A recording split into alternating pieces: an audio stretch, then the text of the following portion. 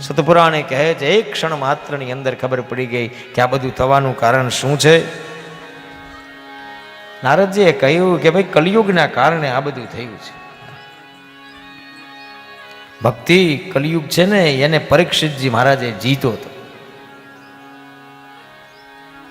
ભક્તિ મહારાણી કે પરીક્ષિતજી મહારાજે જીતા પછી કલિયુગને રહેવા ન દેવો જોઈએ, મારી નાખવો જોઈએ. આ તો વારે વારે પાછો જાગે.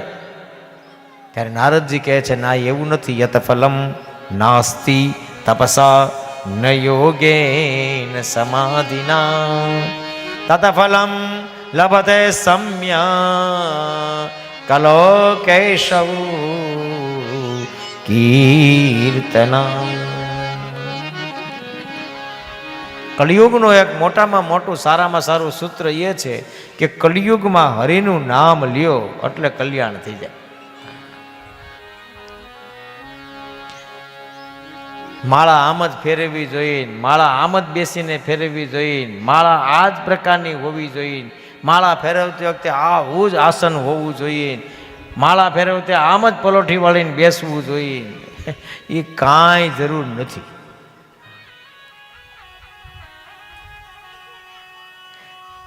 જ્યાં જાગે ત્યાં રામ જપ, સૂતા રામ સંભાર, ઉઠત બેઠત આત્મા ચાલંતા ચિત્તા.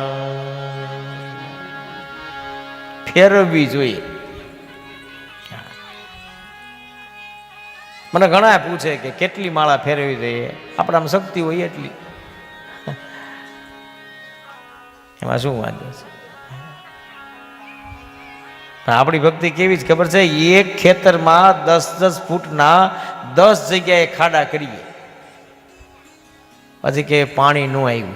કેમ આવે કે 10 ખાડાને ભેગા કરીને એક જગ્યાએ રાખવા જોઈએ તો 100 ફૂટ થાય તો પાણી આવે. એમ આપણે માળા ફેરવતા ફેરવતા બીજા ભગવાન ઉપર નજર ચાલે, એ અડધે મૂકીને પાછા ઓલા ભગવાનને ખોટું ન લાગે એની ચિંતા. આપણી ભક્તિ ભયની છે. એમાં હું આવી જાઉં, તમે એવું કાંઈ જરાય ઓલું નહીં માનતા હો.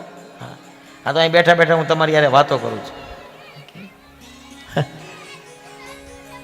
મોત આવે ત્યારે વાલા બધાને બીક લાગે. તુલસીદાસજી મહારાજે લખ્યું છે ભયબીન હોય ન પ્રીતિ. પણ માળા કેમ ફેરવવી, માળા ક્યારે ફેરવવી, એ બહુ માથાકૂટમાં ન પડતા. માળા ફેરવજો. કારણ કે કલિયુગ કેવલ હરિગુણ ગાહા, ગાવહી નર પાવહી ભવદા. એ વાલા વધારે ન થાય ને.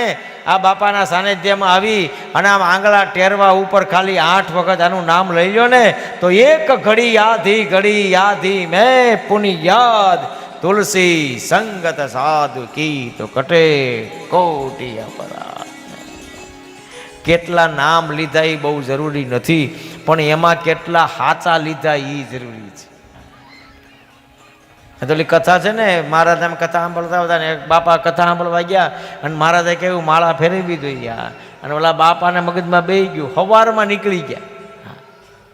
બપોરે આવ્યાની દીકરાની વહુ કે ક્યાં ગયા છે, ક્યાંય ગયા છે. અને સાંજે બધા પાછા ફર્યા બાપા. અને બાપા જ્યાં સાંજે પાછા ફર્યા જતો કપડાં બધાના મેલા મેલા થઈ ગયેલા, બધી ધૂળ ધમાહન હાથમાં આવડું મોટું બાંબુ લાકડી. દીકરાની વહુને બધાએ કીધું તમે ક્યાં ગયા હતા? કે માળા ફેરવવા. પણ માળા ફેરવામાં તમારા કપડાં આટલા બધા મેલા થઈ ગયા કે આ કાગડાનો ફેરવીને આઈ મૂક્યો, ચકલીનો ફેરવીને આઈ મૂક્યો, કોઈ લીમડા ઉપર ને કોઈ પીપળા લ્યો. બોલો કયું કાંઈ, સાંભળ્યું કાંઈ, આંખનું કાજલ ગાલે ઘસ્યું.